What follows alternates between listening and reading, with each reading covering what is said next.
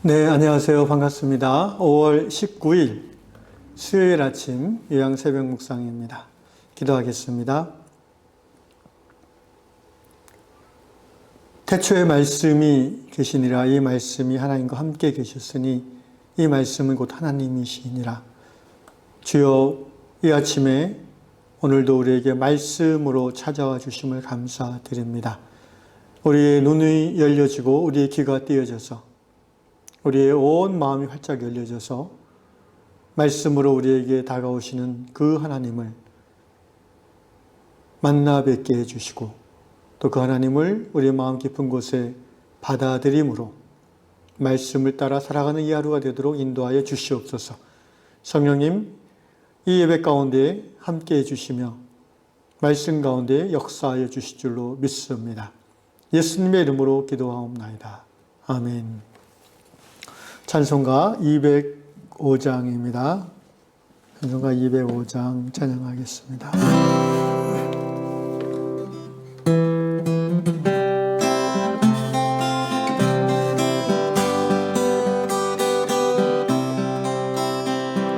주 예수 크신 사랑을 말해주시오. 나 항상 듣던 말씀 또 들려주시오. 좁지 않는 천국 주 예수 계신 곳 나 밝히 알아듣게 또 들려주시오. 나 항상 듣던 말씀 나 항상 듣던 말씀 주 예수 크신 사랑 또 들려주시오. 아침에 있을 밤 시 사라짐 같이 내 기억 부족하여 늘 잊기시우나. 잘 알아듣기 쉽게 늘 말해주시오.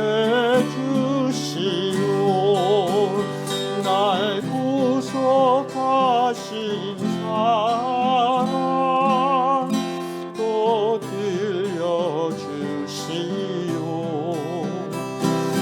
나 항상 듣던 말씀 나 항상 듣던 말씀 주 예수 크신 사랑 또 들려주시오. 주 예수 나를 위해 이 세상 오셔서 날 구속하신 은혜 말하여 주시오. 나 같은 사람 위에 주 보혈 흘렸네. 이 복스러운 말씀 또 들려주시오. 나 항상 듣던 말씀 나 항상 듣던 말씀 주 예수 크신 사랑 또 들려주시오.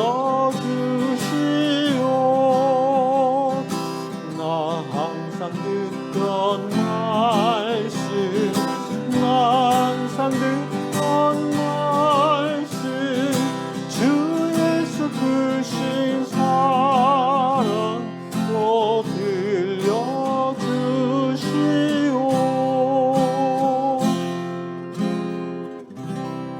아멘.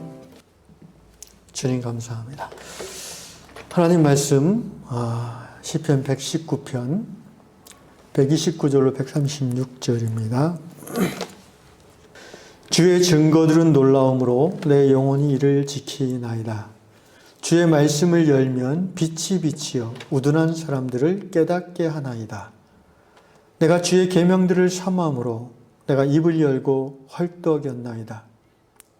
주의 이름을 사랑하는 자들에게 베푸시던 대로 내게 돌이키사 내게 은혜를 베푸소서.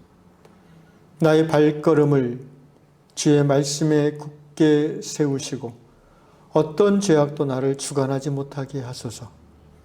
사람의 박해에서 나를 구원하소서. 그리하시면 내가 주의 법도들을 지키리이다.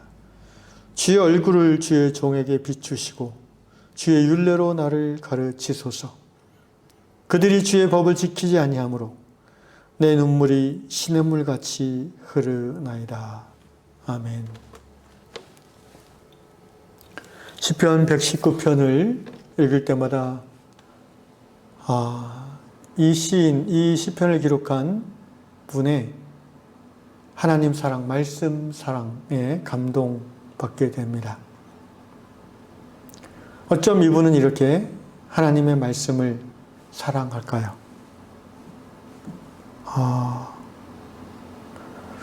이분이 이 시편 119편을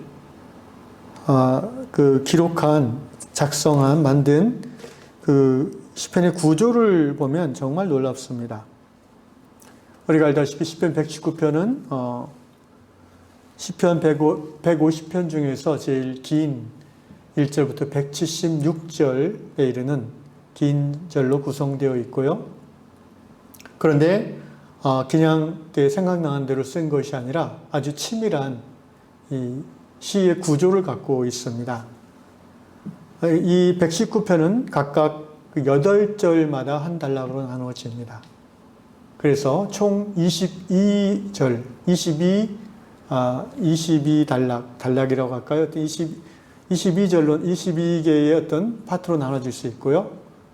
그러니까 8절이 한 파트고 곱하기 22개에서 176절이 되는 것입니다. 놀라운 것은 매 8절마다 그 첫 시작하는 단어가 히브리어 알파벳에 맞춰서 단어를 썼습니다. 히브리어 알파벳이 22자거든요.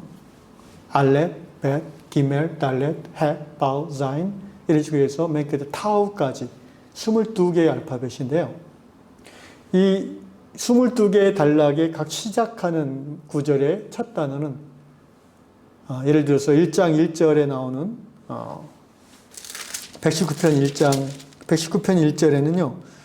행위가 온전하여 여호와의 율법을 따라 행하는 자들은 복이 있으며, 이 복이란 단어가 히브리어 첫 번째 알파벳인 알렙으로 시작하는 단어 아쉐르입니다.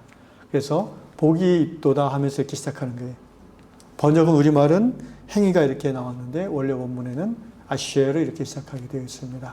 그런 식으로 첫 단어, 각 패러그래프의 첫 단어가 히브리 알파벳으로 나오는 단어로 그렇게 이 시를 기록했어요. 시 내용 자체도 대단히 창조적이고 탁월한데 어쩜 그렇게 이 정교한 구조로서 이 시를 만들었는지 놀라울 뿐입니다. 더욱 놀라운 것은요, 이 176구절 매 구절마다 하나님의 말씀이라는 의미의 단어가 들어갑니다. 1절 보실까요? 119편 1절 성경을 보시면 행위가 온전하여 여호와의 율법을 따라 이렇게 되어 있죠. 2절에 여호와의 증거들을 지키고, 증거라는 말도 말씀이라는 뜻입니다. 3절에 주의 도를 행하는다. 이 도라는 것도 주의 말씀이라는 뜻이에요. 오늘 119편 129절에도 주의 증거라는 말이 나오고요. 130절에 말씀이라는 말이 나오고 137절에 계명이라는 말이 나오죠. 이처럼 거의 모든 절마다 하나님의 말씀이라는 단어를 의도적으로 삽입해서 시를 만들었습니다. 하나님의 말씀을 얼마나 깊이 사모하고 사랑하면 이 정도의 창작 시가 나올 수 있을지 저는 감이 잡히질 않습니다. 특별히 오늘 119편 129절 이하에 보시면 주의 증거들은 놀라움으로 하나님의 말씀이 놀랍게 여겨지십니까? 너무나 놀랍고 너무나 탁월해서 내 영혼이 이를 지키나이다. 내 마음 깊은 곳에서 야 정말 이렇게 살아야겠다 라는 깨달음이 있다는 것이죠. 이 시인은 그런 깨달음을 경험했습니다. 130절에 주의 말씀을 열면 빛이 빛이요 우둔한 사람들을 깨닫게 하나이다. 주의 말씀을 열면 성경을 피면 두루마리를 피면 빛이 비친다고 표현했어요. 이 말씀을 묵상하면서 마치 저는 그런 기억이 별로 없는데 어렸을 때 선물을 받아본 기억이 별로 없는 것 같아요. 그런데 저희 자녀들은 이제 아기 때 생일이나 어린이날 선물을 주면은 저희 딸아이가 지금도 그 인형 무슨 인형인지 기억 안 나. 하여튼 몇만 원 됐었던 것 같아요. 그거를 이렇게 막 끌어보면서 그 표정이 굉장히 밝은 것을 본 기억이 납니다. 이 시인은요, 하나님 말씀을 피는 것을 마치 무슨 보석함을 핀다고 생각하는 것 같아요. 그래서 보석함 뚜껑이 열리는 순간 그곳에서 막 그 빛을 반사하는 그 빛이 일어나는 거죠. 그런데 그 빛이 그냥 물리적인 빛으로 끝나는 게 아니라 영혼의 우둔함을 비춰서 그 어두움을 몰아내고 정신이 들게 한다는 거예요. 우둔한 사람들을 깨닫게 하나이다. 우리가 하나님 말씀 묵상하면서 이런 경험을 많이 합니다. 말씀을 읽고 묵상하면서 자신의 우둔함을 깨달은 적이 한두 번이 아니죠. 내가 그렇게 하면 안 되는데 라는 깨달음이 옵니다. 그런데 그런 깨달음은 아무에게나 오는 것이 아니라 말씀을 열 때 빛이 비친다는 그런 설렘을 가지고 말씀을 여는 사람에게 깨달음이 온다는 것입니다. 그냥 한번 읽어나 볼까? 졸린데 한번 읽어보면 잠이 잘 온다는데 그런 마음으로 읽을 때도 가끔 빛이 비칠 수가 있지만 정말 설레는 마음으로 보석 상자, 생일 선물을 포장을 뜯는 그런 설레임을 가지고 말씀을 열 때에 그리고 그런 설렘을 가지고 말씀 앞에 나와 말씀을 드릴 때에 그 우둔한 영혼의 진리의 빛이 비추게 될 것입니다. 오늘 이 말씀을 듣는 우리 유양 성도들의 심령에 우리 안에 있는 우둔함을 깨우치는 진리의 빛이 임하시기를 주의 이름으로 축원합니다. 또한 오늘 말씀에 보면 말씀을 여니까 빛이 비친다고 그랬습니다. 이 말씀을 묵상하면서 제 안에 들었던 생각은 말씀이 빛이다라는 것입니다. 요한복음 말씀이 떠올랐습니다. 요한복음 1장 4절 그 안에 여기서 그는 이제 로고스 말씀을 말하는 거죠. 그 로고스 안에 말씀 안에 생명이 있으니 이 생명은 사람들의 무엇이라? 빛이라. 말씀이 빛이라는 것입니다. 여러분의 삶이 어둡다고 느낍니까? 마음이 뭔가 답답하다고 느끼십니까? 세상이 왜 이렇게 캄캄한지라고 느끼십니까? 말씀 앞에 나오시면 됩니다. 그 말씀 앞에 나오십시오. 그 말씀은 바로 예수 그리스도를 의미하죠. 주님 앞에 말씀 앞에 나아갔을 때에 우리 안에 있는 어둠이 빛으로 말미암아 드러나게 될 것입니다. 내가 이래서 마음이 우울했구나라고 깨달아질 것입니다. 회개할 것을 회개하고 하나님 앞에 결단할 것을 결단하면은 우리의 마음이 다시 한번 빛으로 충만해지는 기쁨이 있을 줄로 믿습니다. 또한 이 말씀은 누구입니까? 이 말씀은 곧 하나님입니다. 요한복음 1장 14절에 보면 말씀이 육신이 되어 그 말씀, 로고스 말씀이 결국 이 땅에 사람으로 오셨는데 그분이 예수님이고 그 예수님이 하나님이시죠. 그러니까 예수님, 하나님, 성령님 그리고 말씀 이것이 다 하나님을 의미하는 상징들이 될 수 있습니다. 우리가 주의할 것은 말씀이라고 했을 때 성경책을 말하는 것이 아닙니다. 성경책에 기록된 문자 속에 있는 말씀을 말하는 것입니다. 그 말씀을 우리가 설레임을 가지고 듣고 읽고 또 가까이 할 때에 우리의 심령에 생명의 빛이 임하는 것이죠. 오늘 많은 그리스도인들이 우울함을 인하여 힘들어하고 있습니다. 우울증으로 힘들어하는 퍼센테이지가 그리스도인이라고 특별히 다르지 않습니다. 어째서 그럴까요? 말씀을 들을 때마다 빛이 임한다면 그런 우울함, 그늘에 사로잡혀 있지 않을 텐데 말입니다. 아모스서에서 이렇게 예언하고 있습니다. 아모스 8장 11절 주 여호와께서 가라사대 보라 날이 이를지라 내가 기근을 땅에 보내리니 양식이 없어 주림이 아니요 물이 없어 가람이 아니요 여호와의 말씀을 듣지 못한 기갈이라. 오늘 현대사회만큼 하나님의 말씀이 풍성하게 흘러 넘치는 때가 언제입니까? 없었습니다. 지금이 역사 속에서 최고로 말씀이 우리에게 가까이 있는 때입니다. 손만 펴면 성경이 있고요. 스위치만 누르면 설교 말씀을 들을 수 있어요. 이 이상 어떻게 말씀이 우리에게 가까이 있을 수 있습니까? 여러분 고대 사회는요. 성경이 개인마다 없었습니다. 말씀을 들으려면 안식일에 회당에 가야 됐어요. 교회에 가야 됐어요. 그리고 사람들의 대부분은 문맹이어서 중세시대만 해도 성경이 있어도 무용지물이었어요. 그거에 비하면 오늘날은 문맹률이 5%도 안 되죠. 그리고 그 글자를 몰라도 말씀을 들을 수 있어요. 디지털 시대이니까. 그런데 왜 크리스찬들이 우울증에 걸려서 힘들어합니까? 말씀이 풍성한데 그 말씀을 말씀으로 먹는 경우가 많지 않다는 거예요. 여호와의 말씀을 풍성함에도 그 말씀이 들려지지 않아요. 그 말씀이 제 자신의 삶에 들어오지 않아요. 왜 그럴까요? 사모함이 없어서 그렇습니다. 그냥 종교 행위로서 말씀 앞에 나와서 그렇습니다. 우리가 이 아침에 기도해야 될 우선적인 제목은 말씀을 사모하는 심령을 달라고 기도해야 되겠습니다. 주여 우리에게 말씀을 사모하는 심령을 주옵소서. 이 아침에 그 기도 가운데 하나님의 말씀을 향한 갈급함이 크게 일어나는 저 여러분 되시기를 주의 이름으로 축원합니다.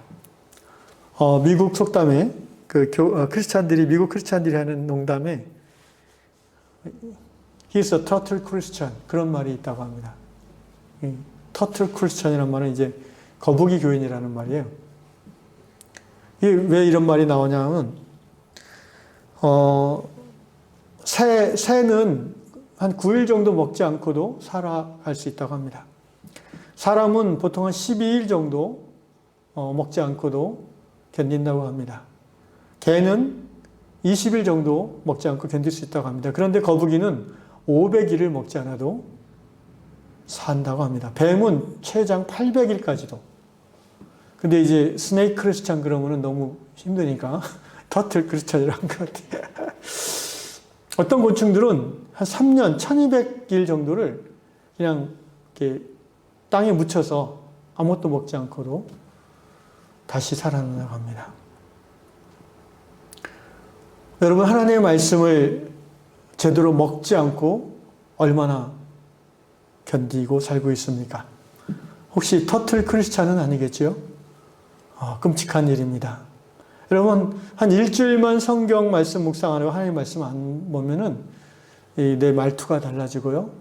마음의 그 씀씀이가 달라지는 그런 변질이 일어나는 거죠. 말씀과 기도의 삶이 뒷받침되지 않는 성도의 삶은 존재할 수 없습니다. 왜냐하면 성도가 성도다운 것은 자기 안에 뭔가를 갖고 있기 때문이 아니에요.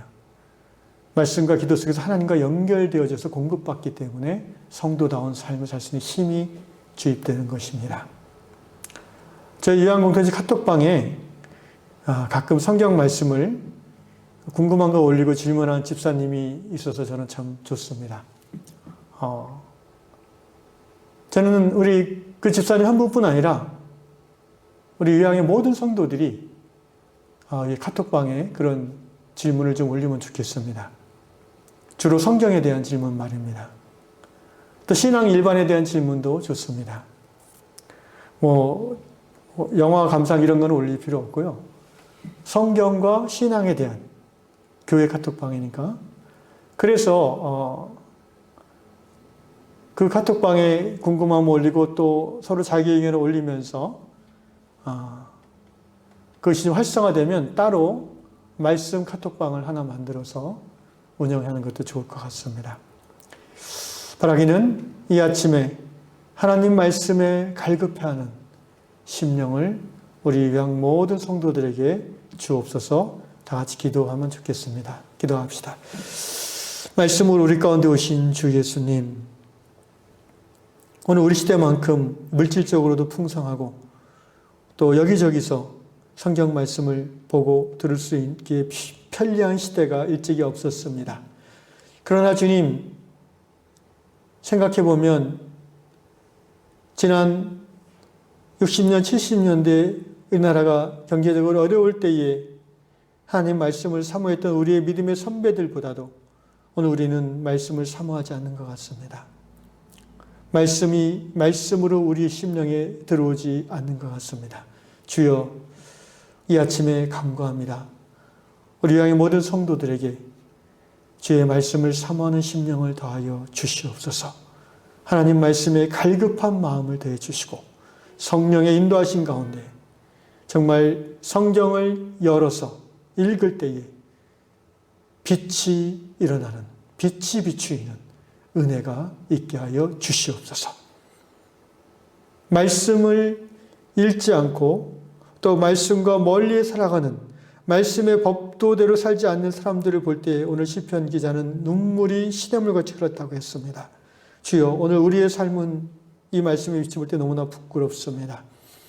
말씀대로 살지 않는 것을 당연히 여기며 교회조차도 세속화되어서 하나님의 말씀의 법을 지키지 아니하는 것을 당연히 여기는 이 참담한 시대에 우리 위안공동체 모든 성도들이 주의 말씀에 사모해서 말씀으로 채워져서 말씀으로 살아가기에 부족함이 없는 예수 공동체 되게 하여 주시옵소서. 예수님의 이름으로 기도합나이다. 아멘. 하늘에 계신 우리 아버지, 아버지 이름을 거룩하게 하시며 아버지의 나라가 오게 하시며 아버지의 뜻이 하늘에서 같이 땅에서도 이루어지게 하소서. 오늘 우리에게 일용할 양식을 주시고 우리가 우리에게 잘못한 사람을 용서해 준 것 같이 우리 죄를 용서해 주시고 우리의 시험에 빠지지 않게 하시고 악에서 구하소서. 나라와 권능과 영광이 영원히 아버지의 것입니다. 아멘.